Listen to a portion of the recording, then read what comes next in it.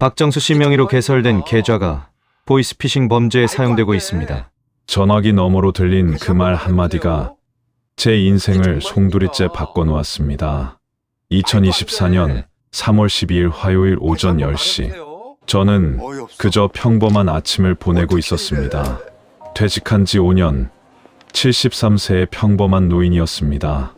그런데 그 전화를 받고 단 하루 만에 저는 평생 모은 노후 자금 대부분을 잃었습니다. 여보, 우리 이제 어떻게 살아요?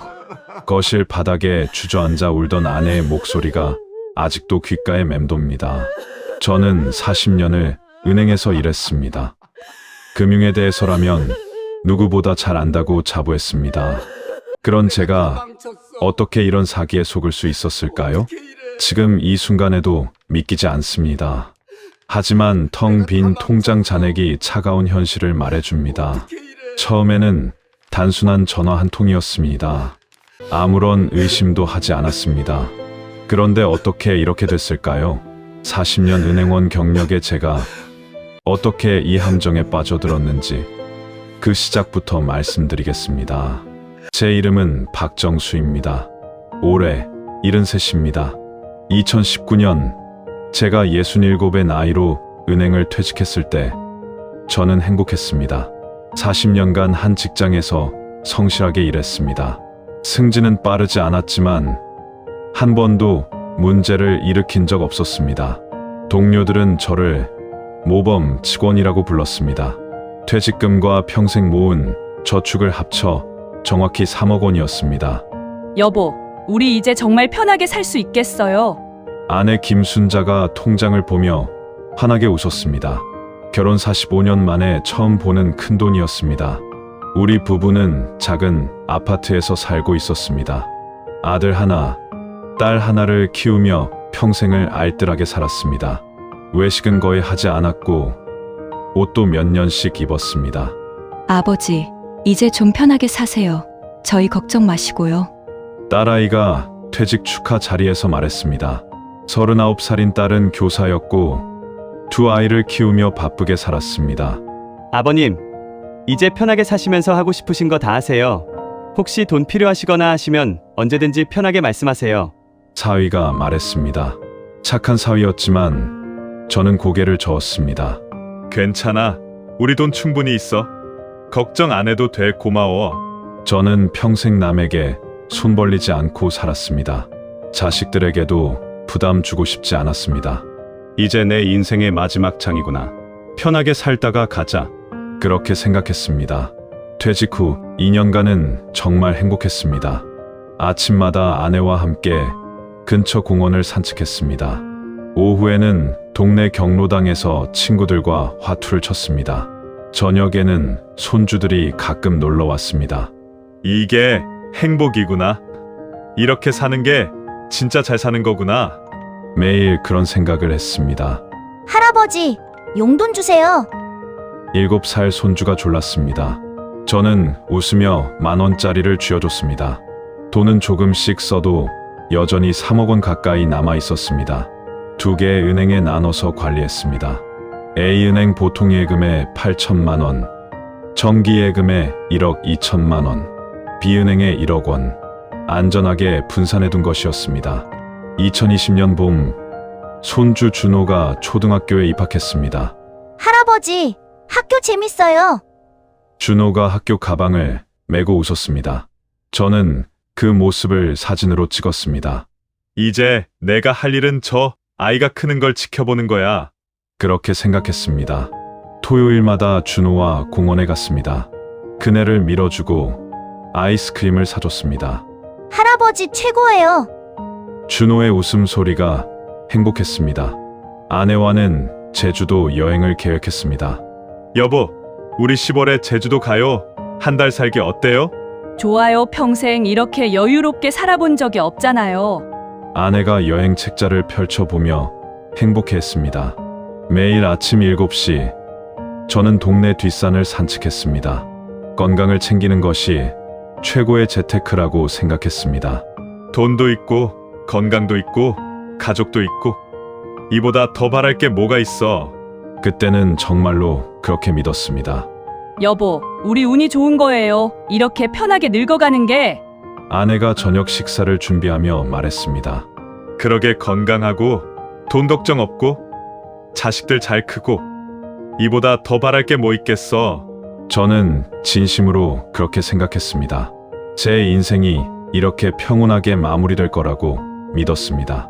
하지만 그것은 폭풍 전의 고요함이었습니다. 2024년 3월 12일 화요일 오전 10시 23분. 그날 아침은 평범했습니다. 아내와 함께 아침을 먹고 신문을 읽고 있었습니다. 휴대폰이 울렸습니다. 모르는 번호였습니다. 여보세요? 박정수 씨 맞으십니까? 남자의 목소리였습니다. 침착하고 권위적이었습니다. 네. 그런데요? 저는 경찰청 금융범죄수사대 김동현 경위입니다. 경찰이라는 말에 가슴이 철렁했습니다. 경찰이요? 무슨 일이신지. 박정수 씨 명의로 개설된 계좌가 보이스피싱 범죄에 사용되고 있습니다. 현재 피해자가 23명이고 피해 금액이 3억 원이 넘습니다. 네. 그게 무슨 말씀이신지 저는 그런 적 없는데요. 손이 떨리기 시작했습니다.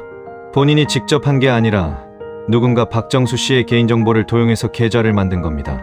지금 당장 조치를 취하지 않으면 박정수 씨가 공범으로 몰릴 수 있습니다. 아니, 그럼 저는 어떻게 해야 하나요? 일단 침착하십시오. 저희가 도와드리겠습니다. 그런데 박정수 씨, 혹시 최근에 모르는 사람에게 개인정보를 알려준 적 있으십니까? 아니요, 전혀요. 통장이나 카드를 잃어버린 적은요? 그것도 없습니다. 저는 평생 은행에서 일했습니다. 개인정보의 중요성을 누구보다 잘 알았습니다. 함부로 알려줄 사람이 아니었습니다. 그렇다면 내부자 소행일 가능성이 높습니다. 박정수 씨가 거래하시는 은행 직원 중에 범죄 조직과 연결된 사람이 있을 수 있습니다. 제가 40년 동안 일한 은행인데 그럴 리가요. 요즘 금융권 내부 범죄가 많습니다. 박정수 씨, 지금 상황이 심각합니다.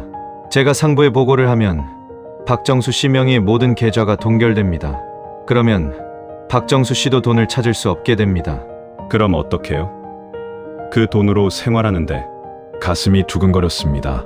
3억 원이 동결되면 우리 부부는 당장 생활이 막막해집니다. 방법이 있습니다. 박정수 씨의 돈이 안전하다는 것을 증명하면 됩니다. 어떻게요? 박정수 씨 계좌의 돈을 일시적으로 금융감독원 안전 계좌로 옮기는 겁니다. 그러면 수사기간 동안 박정수 씨 돈은 보호되고 수사가 끝나면 다시 돌려받으실 수 있습니다. 그때는 그 말이 합리적으로 들렸습니다. 저는 은행원이었습니다. 계좌 동결이라는 게 얼마나 불편한지 잘 알았습니다. 그리고 경찰이라는 권위에 대한 신뢰가 있었습니다. 그런데 경찰관님, 제가 어떻게 경찰이신 걸 확인하죠? 제가 지금 공문을 문자로 보내드리겠습니다. 경찰청 로고가 있는 공식 문서입니다. 잠시 후 문자가 왔습니다. 경찰청 로고가 선명한 공문이었습니다. 받으셨죠? 그리고 혹시 의심되시면 182로 전화하셔서 확인하셔도 됩니다. 180이요? 네, 경찰 민원 콜센터입니다. 나는 생각했습니다. 이 정도면 진짜 경찰이 맞겠구나. 알겠습니다. 그럼 어떻게 하면 되죠? 지금 당장 가까운 은행에 가셔서 예금을 인출하셔야 합니다. 그리고 제가 알려드리는 안전 계좌로 송금하시면 됩니다. 지금 당장이요? 네, 시간이 없습니다. 지금 이 시간에도 박정수 씨 명의 계좌가 범죄에 사용되고 있습니다. 늦으면 정말 큰일 납니다. 급박한 목소리였습니다. 아내한테 말하고 하겠습니다. 안 됩니다. 이 수사는 극비입니다. 범죄 조직이 눈치채면 증거를 인멸합니다.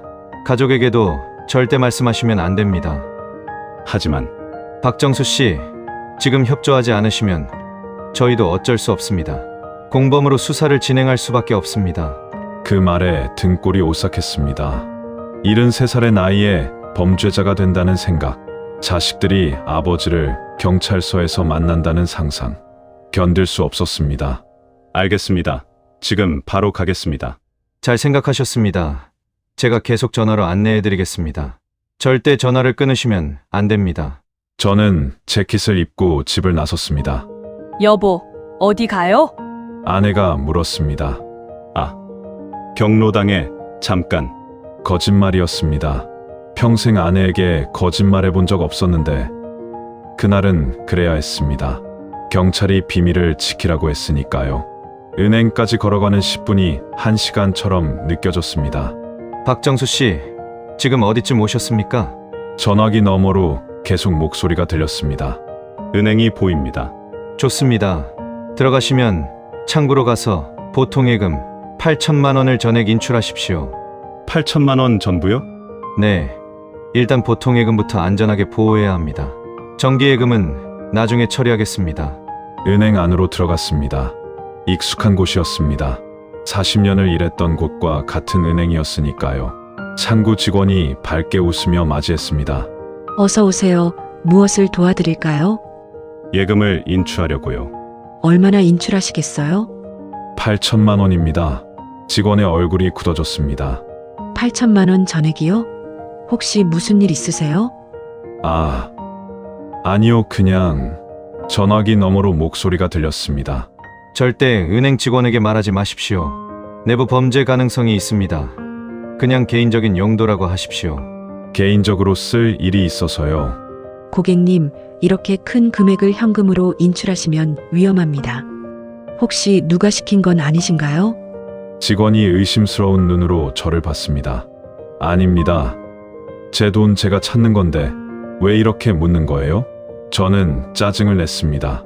평생 그런 적 없었는데 그날은 달랐습니다.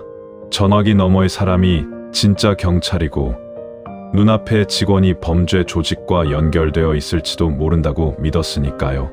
요즘 보이스피싱이 많아서요. 확인 차원입니다. 저는 은행에서 40년 일한 사람입니다. 보이스피싱 당할 사람 아닙니다. 제가 단호하게 말했습니다. 알겠습니다. 잠시만 기다려주세요. 직원은 뭔가 찜찜한 표정으로 돈을 준비했습니다.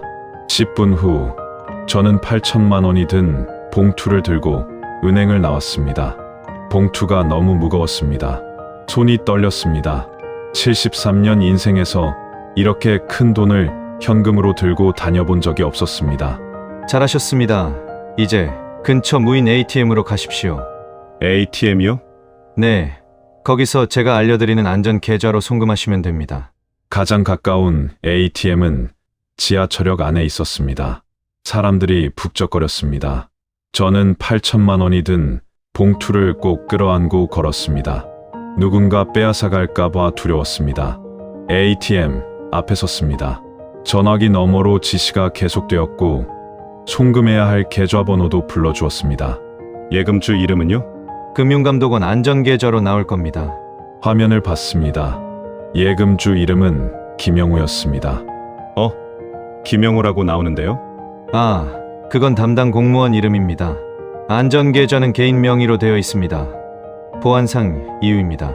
그 말이 이상했습니다. 하지만 저는 이미 너무 깊이 들어와 있었습니다.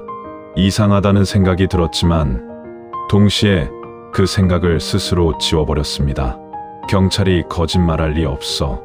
마치 제 머릿속에서 다른 사람이 생각하는 것 같았습니다. 빨리 하십시오. 시간이 없습니다. 나는 떨리는 손으로 8천만 원을 입력했습니다. 정말 이게 맞는 걸까? 순간 의심이 들었습니다. 잠깐만요. 제가 181호 전화해서 확인하고. 안 됩니다. 지금 전화를 끊으시면 송금 절차가 무효화됩니다. 그러면 박정수 씨 계좌는 즉시 동결됩니다. 박정수 씨, 저를 믿으십시오. 저는 23년간 경찰로 일한 사람입니다. 제가 나쁜 사람처럼 보입니까? 그 말에 저는 송금 버튼을 눌렀습니다. 지금 생각하면 그때 제가 아니었습니다. 제 손이 아닌 것 같았습니다. 누군가 제 몸을 조종하는 것처럼 저는 그냥 시키는 대로 했습니다. 송금 완료. 8천만 원을 그대로 입금했습니다. 잘하셨습니다. 이제 박정수 씨 돈은 안전합니다. 안도감이 밀려왔습니다. 이상하게도 제대로 한 일 같았습니다. 그럼 이제 어떻게 되는 거죠? 그런데 박정수 씨, 확인해보니 문제가 있습니다. 가슴이 철렁 내려앉았습니다. 무슨 문제요? 박정수 씨 명의로 A은행에 정기예금 1억 2천이 더 있습니다. 이 계좌도 범죄 조직이 파악하고 있습니다. 정기예금도요? 네, 지금 확인한 결과 이 계좌로도 불법 거래가 시도되고 있습니다. 즉시 보호 조치를 취해야 합니다. 하지만 정기예금은 만기가 안 됐는데. 박정수 씨, 지금 돈을 지키는 게 중요합니까? 아니면 이자 몇 푼이 중요합니까? 범죄 조직이 이미 박정수 씨 모든 계좌 정보를 가지고 있습니다. 제 머리가 하얘졌습니다. 그럼 어떻게 해야 하죠? 지금 당장 은행 가서 정기예금을 해지하고 같은 방법으로 안전계좌에 송금하셔야 합니다. 지금 당장요? 네, 1분 1초가 급합니다. 그리고 박정수 씨, 이 건은 이제 검찰로 넘어갑니다. 금액이 크기 때문에 검사님이 직접 지휘하십니다. 검사요? 네, 잠시 후 전재준 검사님께서 직접 전화하실 겁니다. 지시에 따라 주십시오. 전화가 끊어졌습니다. 저는 다시 은행으로 걸어갔습니다. 같은 은행, 같은 창구였습니다. 또 오셨네요. 무슨 일이세요? 아까 그 직원이 이상한 눈으로 저를 봤습니다. 정기예금 해지하려고요. 정기예금이요? 만기가 1년이나 남았는데 중도 해지하시면 이자를 거의 못 받으세요. 상관없습니다. 지금 당장 해지해주세요. 고객님, 혹시 정말 괜찮으신 거 맞죠? 오전에도 8천만 원 인출하시고 빨리 처리해주세요. 제 목소리가 커졌습니다. 저도 모르게 소리를 지르고 있었습니다. 직원이 놀란 표정으로 서류를 준비했습니다. 잠시만 기다려주세요. 지점장님, 결제를 받아야 합니다. 10분이 10시간처럼 느껴졌습니다. 휴대폰이 울렸습니다. 모르는 번호였습니다. 박정수 씨, 전재준 검사입니다. 목소리가 달랐습니다. 더 권위적이고 더 차가웠습니다. 상황이 심각합니다. 박정수 씨 계좌가 3억 원 규모의 금융사기 조직에 연루되어 있습니다. 지금 제가 카카오톡으로 공문을 보내드리겠습니다. 확인하십시오. 카카오톡 알림이 왔습니다. 검찰청 로고가 선명한 문서였습니다. 긴급 수사 협조 요청서. 제 이름이 적혀 있었습니다. 보셨습니까? 네, 봤습니다. 이 문서를 소리내어 읽어주십시오. 녹취가 필요합니다. 저는 떨리는 목소리로 문서를 읽었습니다. 본인 박정수는 수사에 협조할 것을 서약합니다. 좋습니다. 이제 박정수 씨는 이 사건의 피해자이자 참고인입니다. 그런데 명심하십시오. 이 수사 내용을 누구에게도 말하면 안 됩니다. 왜요? 범죄 조직이 눈치채면 증거를 인멸합니다. 가족에게도 절대 말하면 안 됩니다. 발설하시면 수사방해로 처벌받을 수 있습니다. 알겠습니다. 저는 완전히 빠져들고 있었습니다. 의심이라는 감각이 사라졌습니다. 마치 제 머릿속에서 스위치가 꺼진 것 같았습니다. 판단력이 작동하지 않았습니다. 그냥 시키는 대로 했습니다. 정기예금 해지 완료되었습니다. 직원이 1억 2천만 원이 든 봉투를 건넸습니다. 고객님, 정말 괜찮으신 거 맞죠? 제가 지점장님께 말씀드릴까요? 괜찮습니다. 저는 봉투를 들고 은행을 나왔습니다. 박정수 씨, 지금 어디입니까? 전화기 너머로 검사라는 사람이 물었습니다. 은행 나왔습니다. 즉시 ATM으로 가서 송금하십시오. 제가 알려드리는 계좌는 검찰 안전계좌입니다. 아까와는 다른 계좌입니다. 다시 ATM 앞에 섰습니다. 사람들이 지나다니는데 아무도 저를 돕지 않았습니다. 아니, 제가 도움을 요청할 생각조차 하지 못했습니다. 제 머리는 오직 한 가지 생각뿐이었습니다. 시키는 대로 해야 한다. 그래야 내 돈이 안전하다. 1억 2천만 원. 천천히 조심스럽게 숫자를 입력했습니다. 손가락이 떨렸습니다. 이게 맞나? 정말 이게 맞나? 머릿속에서 작은 목소리가 외쳤습니다. 하지만 더 큰 목소리가 그 목소리를 눌렀습니다. 검사가 시키는 건데 틀릴 리 없어. 나를 도와주는 거야. 송금 완료. 총 2억 원을 입금했습니다. 잘하셨습니다. 박정수 씨. 이제 박정수 씨 재산은 완전히 보호되었습니다. 수사가 끝나면 빠르면 2, 3일, 늦어도 일주일 안에 전액 돌려드리겠습니다. 정말 돌려받을 수 있는 거죠? 물론입니다. 제가 검사입니다. 제 말을 믿지 못하시겠습니까? 아니요, 믿습니다. 그럼 수고하셨습니다. 절차가 완료되는 대로 연락드리겠습니다. 전화가 끊어졌습니다. 저는 텅 빈 ATM 앞에 서 있었습니다. 손에는 빈 봉투만 남아 있었습니다. 그제야 정신이 돌아오기 시작했습니다. 방금 내가 뭘 한 거지? 다리에 힘이 풀렸습니다. ATM 옆 벽에 기대섰습니다. 2억 원을. 온몸이 떨렸습니다. 하지만 아직도 한편으로는 생각했습니다. 아니야. 검사가 보호해준다고 했어. 일주일만 기다리면 돼. 그렇게 스스로를 달랬습니다. 집으로 돌아가는 길이 끝없이 멀게만 느껴졌습니다. 집에 도착했을 때 오후 1시였습니다. 아내는 점심을 준비하고 있었습니다. 여보, 밥 먹어요. 응. 저는 대답도 제대로 못하고 거실 소파에 앉았습니다. 휴대폰을 계속 들여다봤습니다. 경찰에서 다시 전화가 올 거라고 생각했습니다. 하지만 전화는 오지 않았습니다. 여보, 무슨 일 있어요? 얼굴이 안 좋은데. 아니야, 괜찮아. 거짓말이었습니다. 전혀 괜찮지 않았습니다. 점심을 먹으면서도 계속 휴대폰을 확인했습니다. 오후 2시, 3시, 4시, 전화는 오지 않았습니다. 불안감이 커졌습니다. 저는 컴퓨터를 켰습니다. 포털 사이트에 경찰청 금융범죄수사대를 검색했습니다. 경찰청 홈페이지가 나왔습니다. 조직도를 찾아봤습니다. 금융범죄수사대가 있었습니다. 하지만 김동현이라는 이름은 없었습니다. 가슴이 철렁했습니다. 혹시 다시 검색했습니다. 경찰 사칭 보이스피싱이라고. 수많은 기사가 쏟아졌습니다. 경찰 사칭 보이스피싱 기승. 70대 노인 1억 피해. 금융감독원 안전계좌는 없다. 전액 사기. 통장에서 직접 인출하게 만드는 신종수법. 저는 기사를 읽으면서 온몸이 얼어붙었습니다. 제가 당한 수법과 똑같았습니다. 경찰 사칭, 계좌 동결 협박, 안전계좌 송금, 비밀 엄수, 모든 게 일치했습니다. 아니야. 이럴 리가 없어. 손이 떨렸습니다. 머리가 하얘졌습니다. 저는 전화기를 들고 182로 전화했습니다. 진짜 경찰민원센터로. 경찰민원센터입니다. 저기요. 오늘 아침에 금융범죄수사대에서 전화 왔었는데요. 무슨 일로 전화 오셨나요? 김동현 경위라고 제 계좌가 범죄에 사용됐다고. 고객님, 혹시 돈을 송금하신 건 아니신가요? 상담원의 목소리가 긴장했습니다. 네, 2억 원을. 고객님, 그건 보이스피싱입니다. 우리 경찰은 절대 돈을 송금하라고 하지 않습니다. 그 말을 듣는 순간 세상이 무너졌습니다. 그럼 제 돈은 어떻게 되는 거죠? 지금 당장 은행에 연락하셔서 지급정지 신청하세요. 그리고 가까운 경찰서에 신고하십시오. 전화를 끊었습니다. 손에서 전화기가 떨어졌습니다. 여보, 무슨 일이에요? 아내가 달려왔습니다.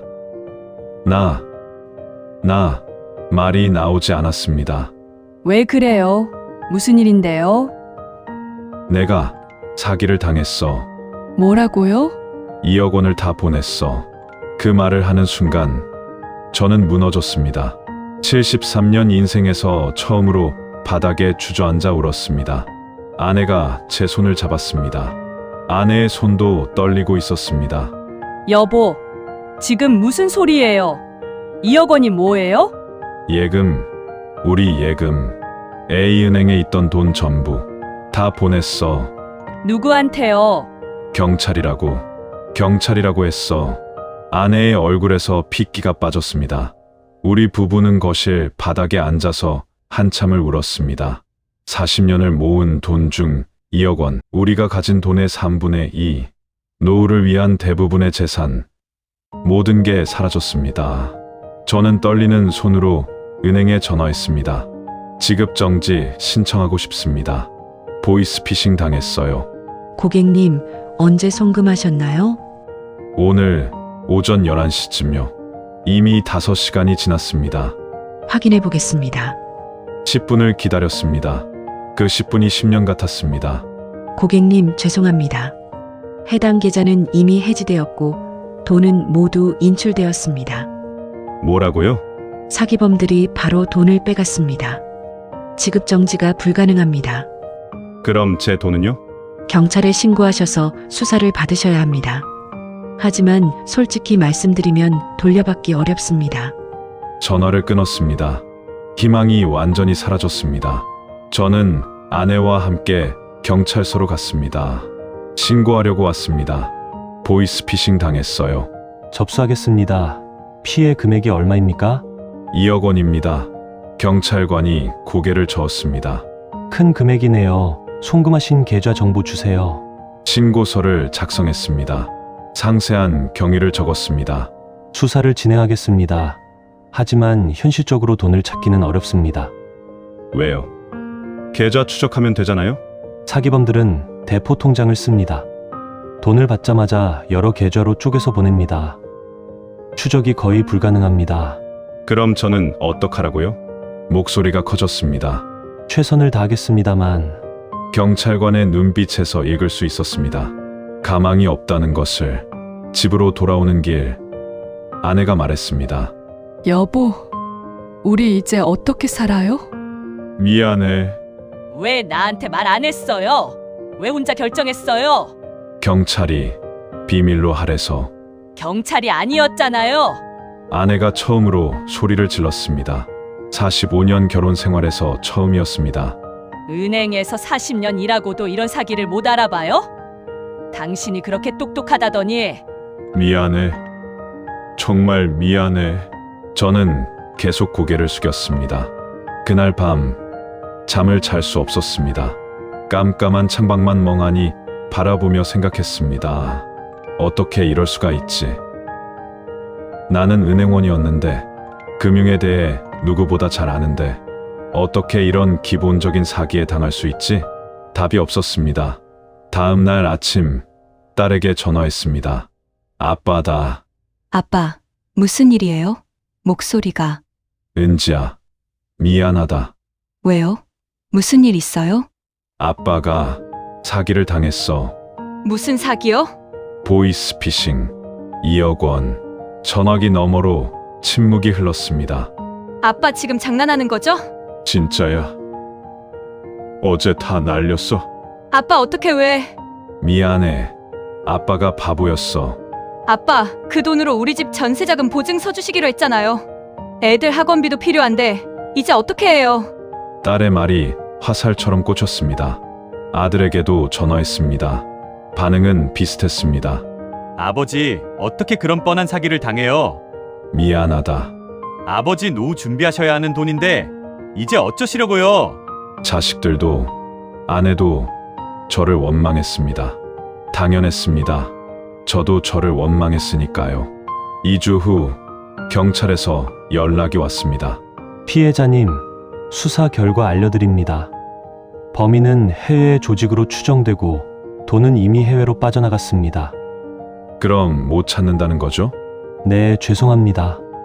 전화를 끊었습니다. 모든 게 끝났습니다. 그 후 한 달 동안 저는 집 밖으로 나가지 못했습니다.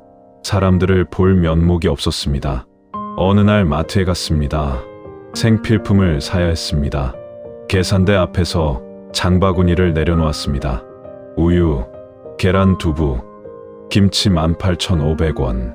저는 지갑을 열었습니다. 10,000원짜리 2장이 전부였습니다. 저기, 우유는 빼주세요. 장바구니를 들고 나오는데 눈물이 났습니다. 우유 한 팩도 사기 힘든 노인이 됐구나. 그 주 토요일, 손주 준호의 생일이었습니다. 할아버지, 생일 파티 올 거죠? 준호가 전화로 물었습니다. 그럼 당연하지. 할아버지, 제가 요즘 갖고 싶은 로봇이 있어요. 그래, 알았어. 전화를 끊고 저는 인터넷으로 장난감 로봇 가격을 찾아봤습니다. 89,000원. 통장 잔액은 32만 원. 이것조차 못 사주는 할아버지가 됐구나. 결국 저는 생일 파티에 빈손으로 갔습니다. 할아버지, 선물은요? 준호가 기대에 찬 눈으로 물었습니다. 준호야, 할아버지가 다음에 큰 선물 줄게. 네, 알겠어요. 할아버지. 준호의 실망한 얼굴. 그 표정이 지금도 잊히지 않습니다. 딸이 저를 보며 한숨을 쉬었습니다. 아무 말도 하지 않았지만 그 시선이 비수처럼 꽂혔습니다. 밤마다 잠을 이룰 수 없었습니다. 내가 왜 그랬을까? 왜 경찰 민원센터에 전화하지 않았을까? 왜 아내에게 말하지 않았을까? 후회가 저를 잠식했습니다. 그로부터 8개월이 지났습니다. 지금은 2024년 11월입니다. 제 삶은 완전히 바뀌었습니다. 비은행에 1억 원이 남아 있었습니다. 하지만 그걸로는 부족했습니다. 우리 부부는 전에 살던 아파트를 팔고 조그만 평수로 이사해서 살고 있습니다. 매달 통장으로 들어오는 돈은 국민연금 70만 원과 기초연금 30만 원, 합쳐서 100만 원입니다. 남은 1억 원은 건드리지 않으려고 합니다. 그게 우리에게 남은 마지막 보루니까요. 하지만 병원비라도 크게 나오면 그것마저 사라질 겁니다. 전기세, 수도세, 관리비를 내고 나면 60만 원 남습니다. 그걸로 두 사람이 한 달을 삽니다. 외식은 완전히 끊었습니다. 고기는 한 달에 한 번 먹습니다. 과일은 사지 못합니다. 할아버지, 용돈 주세요. 손주가 놀러와서 졸라도 이제는 줄 수 없습니다. 미안하다. 할아버지가 지금 없어서 손주의 실망한 얼굴을 볼 때마다 가슴이 찢어집니다. 아내는 요즘 말이 없습니다. 가끔 혼자 울고 있습니다. 제가 보지 말라고 몰래 울지만 저는 압니다. 여보, 미안해. 매일 하는 말입니다. 이제 그만해요. 미안하다고. 돈이 돌아오나요? 아내의 말이 맞습니다. 미안하다고 달라질 건 없습니다. 딸은 이제 자주 전화하지 않습니다. 아들도 마찬가지입니다. 명절에도 모이지 않습니다. 제가 만나고 싶지 않다고 말했으니까요. 병원도 못 갑니다. 무릎이 아파도 참습니다. 건강검진도 몇 년째 안 받고 있습니다. 돈이 없으니까요. 밤마다 악몽을 꿉니다. 전화벨 소리가 들리는 꿈, ATM 앞에 선 꿈, 돈이 사라지는 꿈. 잠에서 깨면 온몸이 땀으로 젖어 있습니다. 내가 왜 그랬을까? 매일 후회합니다. 왜 아내에게 말하지 않았을까? 왜 은행 직원 말을 듣지 않았을까? 왜 바로 182에 전화하지 않았을까? 하지만 이제 와서 후회해봤자 소용없습니다. 지난주에는 복지관에서 보이스피싱 예방 교육을 했습니다. 저는 그 교육에 갔습니다. 경찰은 절대 돈을 송금하라고 하지 않습니다. 안전계좌 같은 건 없습니다. 가족에게 비밀로 하라는 말은 100% 사기입니다.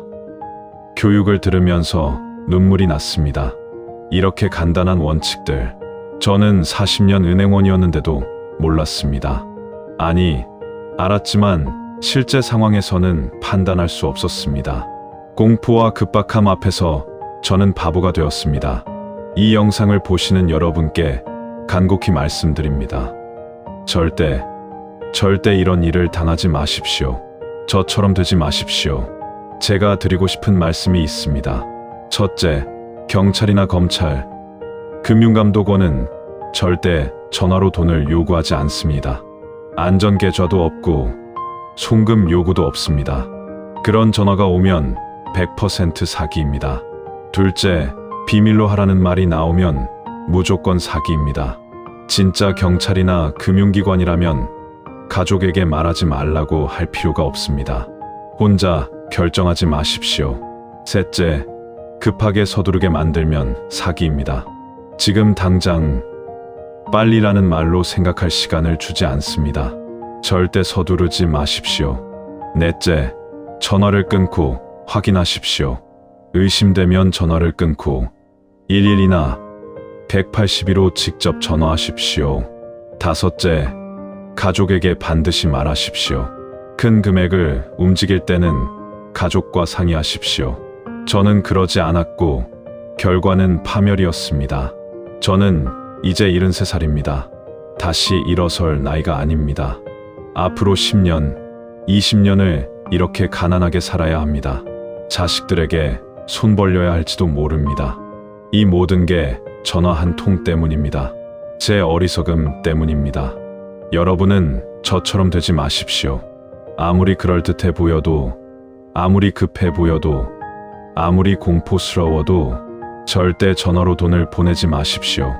은행원으로 40년 일한 제가 당했습니다. 여러분도 당할 수 있습니다. 방심하지 마십시오.